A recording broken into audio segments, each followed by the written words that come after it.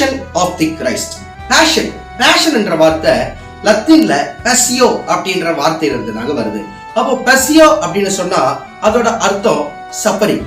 அப்போ sufferings of the Christ தான் நம்ம பேஷன் ஆஃப் தி கிரைஸ்ட் அப்படின்னு சொல்றோம். இந்த பேஷன் ஆஃப் தி கிரைஸ்ட் அப்படின்றது இந்த லாஸ்ட் சப்பர்ல இருந்து இயேசுவானவர் சிலுவையில மரிக்கிற வரைக்கும் இருக்கக்கூடிய இந்த மொத்த நிகழ்வையும் தான் நம்ம தி பேஷன் ஆஃப் தி கிரைஸ்ட் அப்படின்னு சொல்றோம். சோ இந்த பேஷன் ஆஃப் தி கிரைஸ்ட் இருக்கக்கூடிய முதல் பார்ட் வந்து தி லாஸ்ட் சப்பர் தான். இந்த லாஸ்ட் சப்பருக்கு அப்புறம் ஆண்டவர் எழுந்து பாத்திரத்துல தண்ணீரை வார்த்து சீஷரோட கால்களை கழுவுறாரு.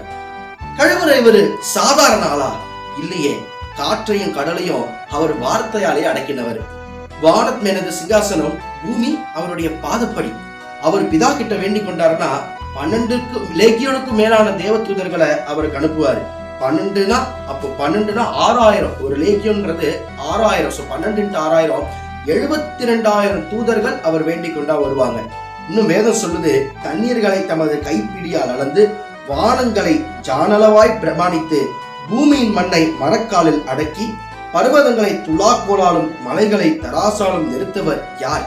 அவ்வளவு பெரிய ஆண்டவர் சீஷரோட கால்களை கழுவிட்டு சொன்னாரு, ஆண்டவரும் போதகருமாகிய நானே உங்கள் கால்களை கழுவினானால் நீங்களும் ஒருவருக்கு ஒருவர் இவ்வாறு செய்ய வேண்டும் என்று சொல்லி அவங்களுக்கு மாதிரி காண்பித்தார். எக்ஸாம்பிள் காட்டினாரு, எப்படி தாழ்மையா இருக்கணும்னு சொல்லி ஆண்டவராகிய இயேசு கிறிஸ்து நமக்கு காண்பித்திருக்கிறார். ஆண்டவர் பெருமை உள்ளவனுக்கோ எதிர்த்து நிற்கிறார், தாழ்மையானவனுக்கோ கிருபை அளிக்கிறார். நம்ம எப்படி தாழ்மையா இருக்கணும்னு சொல்லி அவர் எக்ஸாம்பிள் காமிச்சாரு. நாம தாழ்மையா இருக்கிறோமா அப்படின்றத சிந்தித்து பார்ப்போம். சிலுவை சுமந்த உருவம், சிந்தின ரத்தம் உரண்டோடியே நாதி போலவே பாய்கின்றதே.